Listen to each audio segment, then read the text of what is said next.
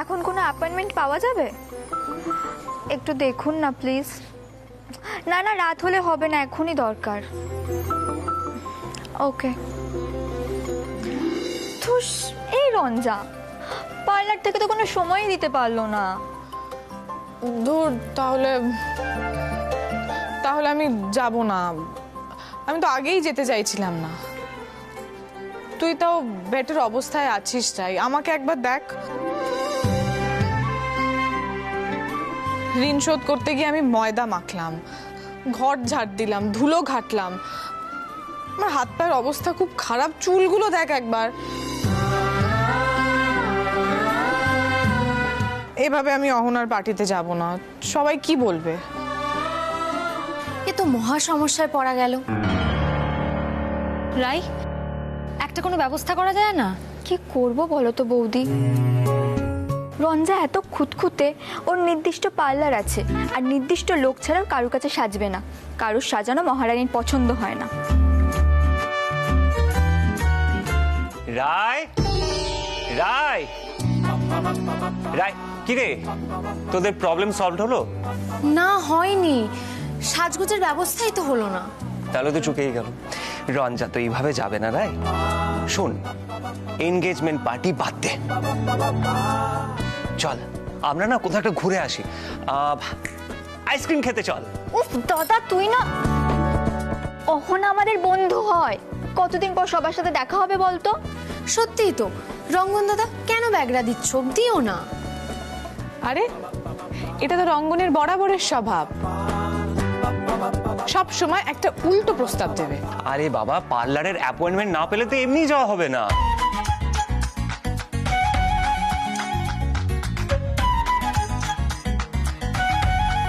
আমি একটা কথা বলবো? বলছি কি, আমি একবার চেষ্টা করে দেখব। আসলে অনেক দিন আগে আমি ওই লুকিয়ে লুকিয়ে সাজানোর অভ্যেস করতাম।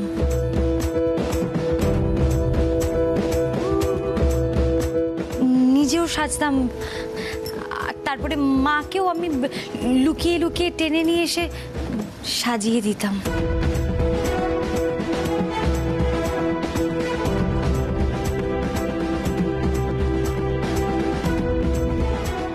মল্লিকা,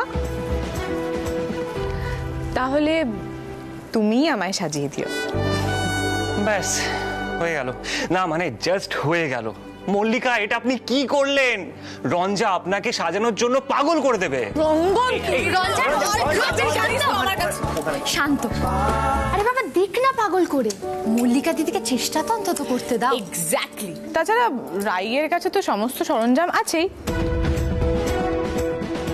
আর আমার মন বলছে মল্লিকাই পারবে।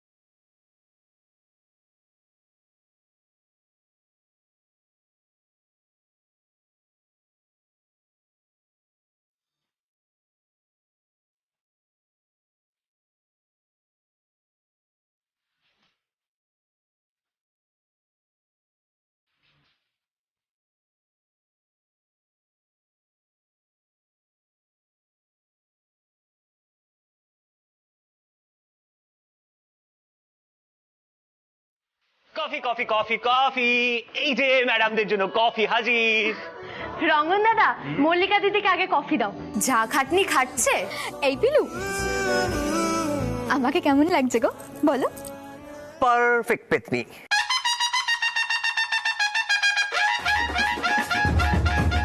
দাদা, তুই কিন্তু এইসব বলে তোর বউয়েরই বদনাম করছিস। কারোর কারোর সাজ পোশাক নিয়ে কোনো ধারণাই থাকে না। বৌদি, একবার দেখো তো একটুখানি আয়নায়, তোমাকে ঠিক লাগছে কিনা দেখো দেখো।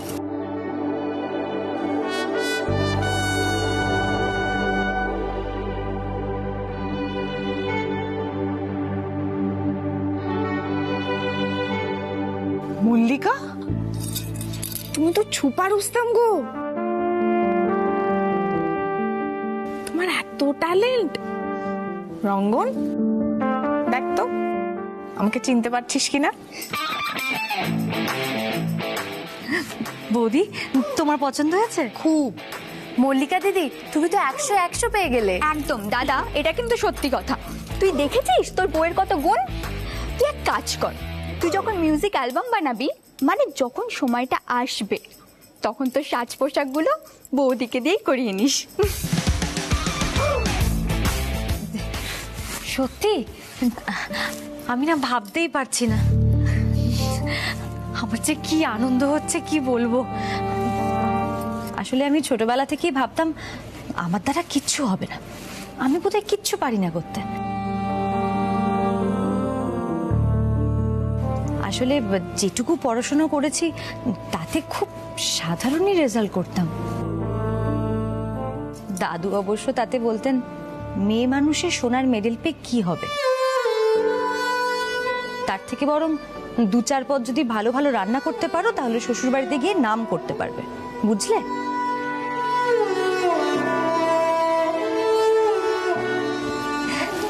সত্যি আমার আজকে যে কি আনন্দ হচ্ছে আমি তোমাদেরকে বলে বোঝাতেই পারবো না।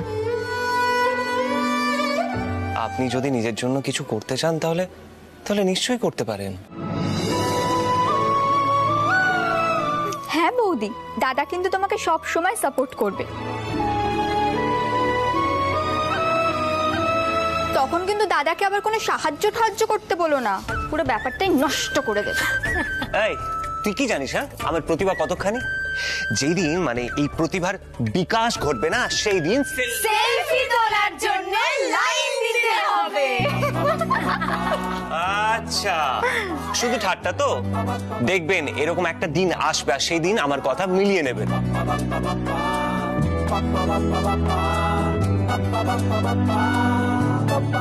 নিশ্চয়ই রঙ্গন বাবু, আমরা ভগবানের কাছে প্রার্থনা করব সেই দিন যেন আপনার জীবনে খুব তাড়াতাড়ি আসে।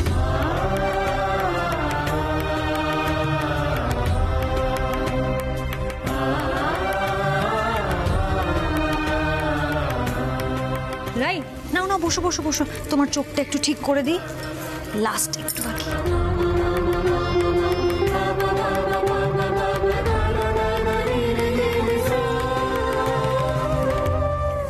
রঞ্জা, বলছি ওস্তাদজিকে বলবো নাকি মল্লার তাকে পাঠাতে? পিলু, তুমি কিন্তু খুব বার বেড়েছো জানো তো। আমি বরং মল্লিকাকে বলি তোমায় একটু সাজিয়ে দিতে, তুমি আর আহির দুজন মিলে ঘুরে এসো। এমনিও তো আহির সারাদিন তোমার দিকেই তাকিয়ে থাকে।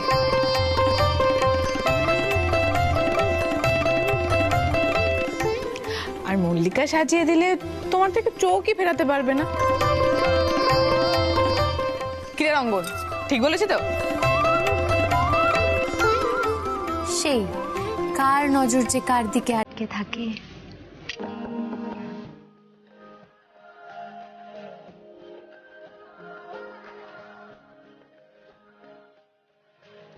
এই না রঞ্জা, এটা কিন্তু তুই ঠিক বলেছিস। আইতা পিলুকে ইদানিং চোখে হারায়। এই দেখ, আহিদার ফোন, বলতে না বলতে আহিদার ফোন। হ্যাঁ হ্যালো আহিদা, হ্যাঁ বলো।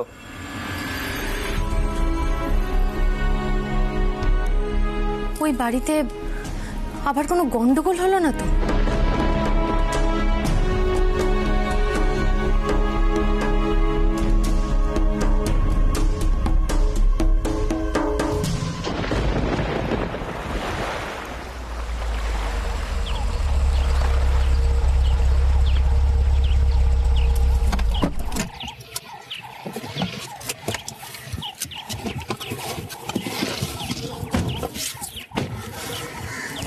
পিসিটা আমি বলছি যে দান কাল করলে হতো না, মানে আজ গীতা পাঠ শুনে চলে আসতে, শুধু শুধু ফিরে এলাম তো। তুই বুঝতে পারছিস না, আমার মানত করা আছে। মানে দেরি হয়ে যাচ্ছে তো, তাই তো কিচ্ছু দেরি হবে না, গাড়িতেই তো যাব। তুই যা তো, গাড়িতে গিয়ে বস, আমি যাই ঘর থেকে গিয়ে ফতুয়াগুলো নিয়ে আসি। ছোট ছোট ছেলে মেয়েদের জন্য কিনেছি, আমি এক্ষুনি আসছি। এই কি দরকার এখন সর্বনাশ, পিসি ঠাম্মি সন্দেহ করে ফিরে আসেনি তো? জেঠিমণি বলেছিল পিসি ঠাম্মি নাকি বিশ্বাসই করছে না রঞ্জা বাড়িতে আছে। তাহলে তো হয়ে গেল, রঞ্জা তো এখন বন্ধুর বাড়িতে আছে। কি করে সব দিকে সামলাবো?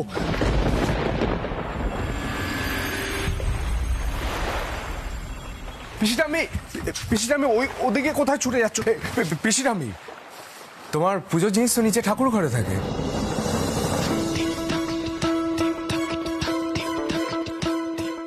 হ্যাঁ রে মল্লা, তুই এমন অস্থির অস্থির ভাব করছিস কেন বলতো?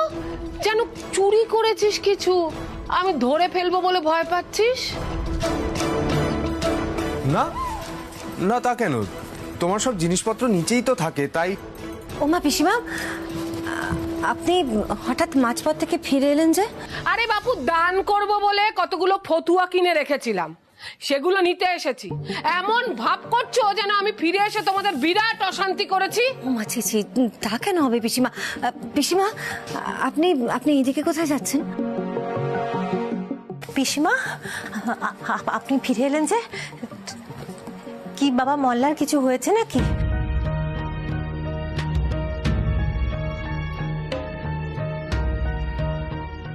মা, পিসি ঠাম্মি কিছু জিনিস বাড়িতে রেখে গেছে, একটু এনে দাও না খুঁজে। কেন, তোর পিসি ঠাম্মি কি অথর্ব নাকি যে নিজের জিনিস নিজে খুঁজে নিতে পারবে না? তোর বউয়ের মতো নিষ্কর্মা নাকি রে? আমার জিনিস আমি ঠিক খুঁজে নিতে পারবো। বোধহয় উপরের ভাড়ার ঘরে রেখেছি। ওপরে তো কিছু নেই পিসিমা, ওপরে কিচ্ছু নেই। আমার মনে হচ্ছে আমি ওই ঠাকুর ঘরের বাক্সে বোধহয় দেখেছিলাম। হ্যাঁ,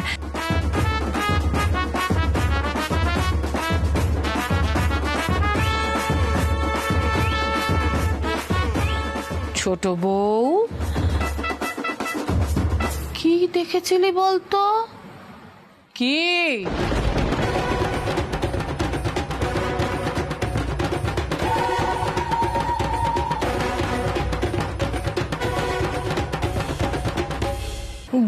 গীতা, গীতা তো পিসিমা, গীতাটা তো। আপনি তো গীতা পাঠ শুনতে যাচ্ছিলেন। না না, ওই দান করবেন বলে পিসিমা জামা কাপড় কিনেছিলেন, ওই নিয়ে আমরা কথা বলছিলাম।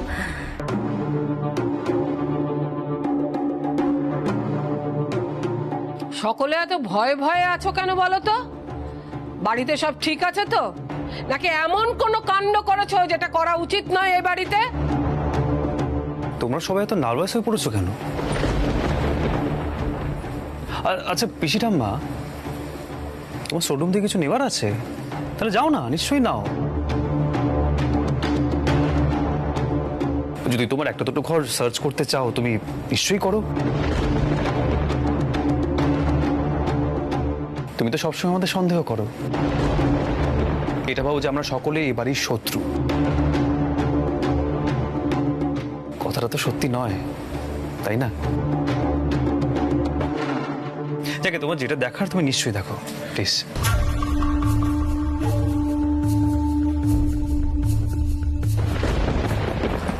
ও দিদি, এটা তুমি কি করলে আহির?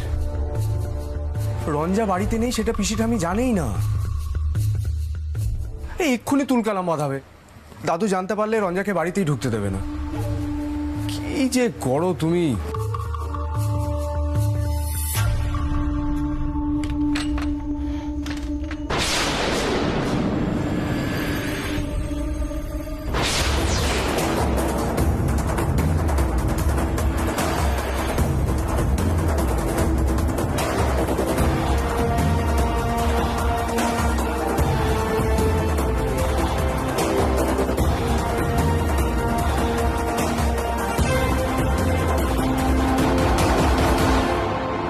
ঠিকই ধরেছি, মল্লারের বউ বাড়িতে নেই, ফুর্তি করতে গেছে, তাই তো? না পিসি ঠাম্মি, এখনো যাইনি, সাজিরাম, এবার যাবো ভাবছি।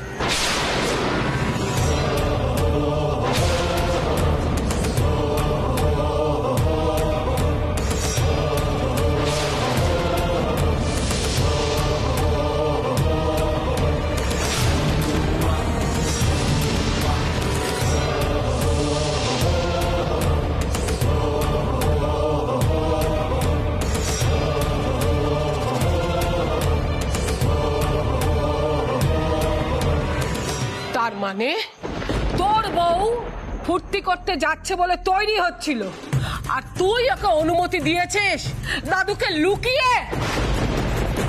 না তো, না পিসি ঠাম্মি, আমার যে কারোর অনুমতির প্রয়োজন নেই সেটা নিশ্চয়ই আপনি জানেন। দেখো বাছা, তোমার এই জেদের জন্য কিন্তু মল্লারকে বারবার বিপদে পড়তে হয়েছে। দাদার চোখে ও কত ছোট হয়ে গেছে বলো তো। তোমাকে তো কিছু বলাই যাবে না, হুলস তুলু কাণ্ড বাঁধিয়ে বসবে। একবার তো পাল্লায় পড়লে গুন্ডা ডাকাতদের, তার জন্য মল্লারের কি ভোগান্তি হলো ভুলে গেলে?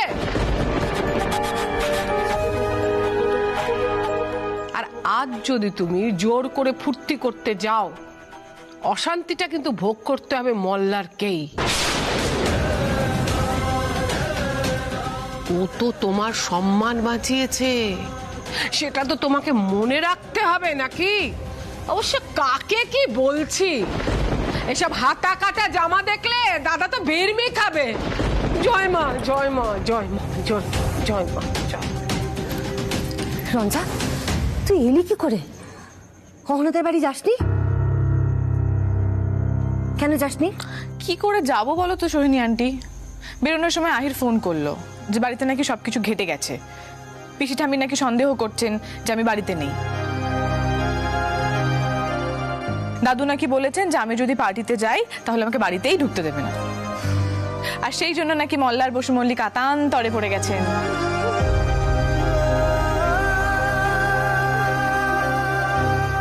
মা দেখেছো তো, দেখো ও কিভাবে কথাগুলো বলছে। আরে আমি তো ওকে এখানে আসতে বলিনি, আমি শুধু এখন কি সিচুয়েশন আছে সেটা শুধু ওকে বলেছি।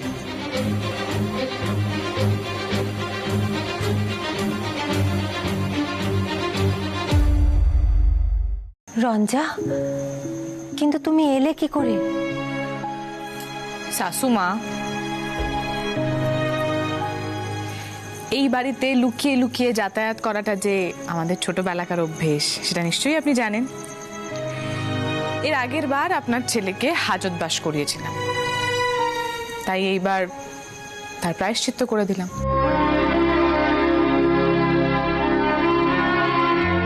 আর হাজার হোক, এতগুলো গুন্ডার সঙ্গে মারামারি করে আমার সম্মান বাঁচিয়েছে, সেটা তো সত্যি।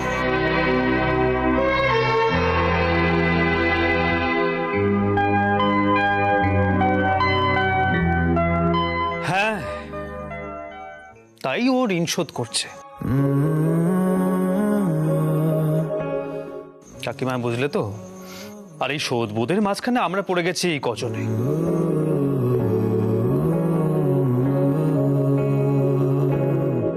মল্লার যে পণ্ডিতজিকে সামলাতে পারবে না সেটা আমি আগেই জানতাম।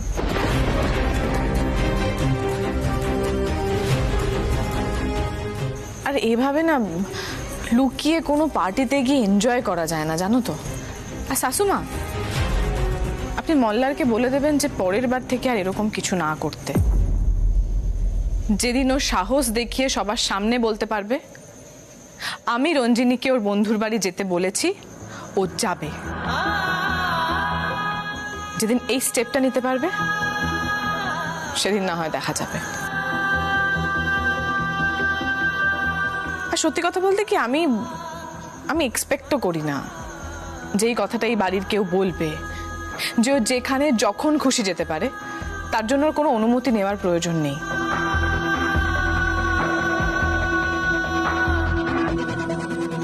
তাই যে কটা দিন এ বাড়িতে আছি এভাবে লুকিয়ে কাউকে কিছু না জানিয়ে কোথাও যেতে চাই না, প্লিজ। তুমি আজ যাবে বন্ধুর বাড়ি?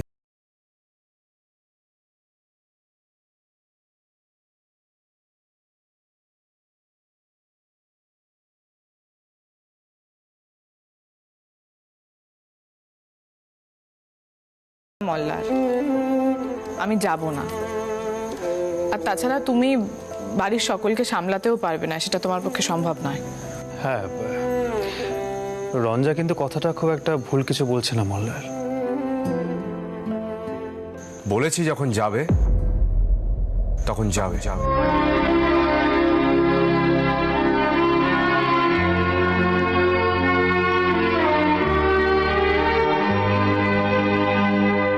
আমি দেখাচ্ছি আমার পক্ষে কি সম্ভব আর কি সম্ভব নয়।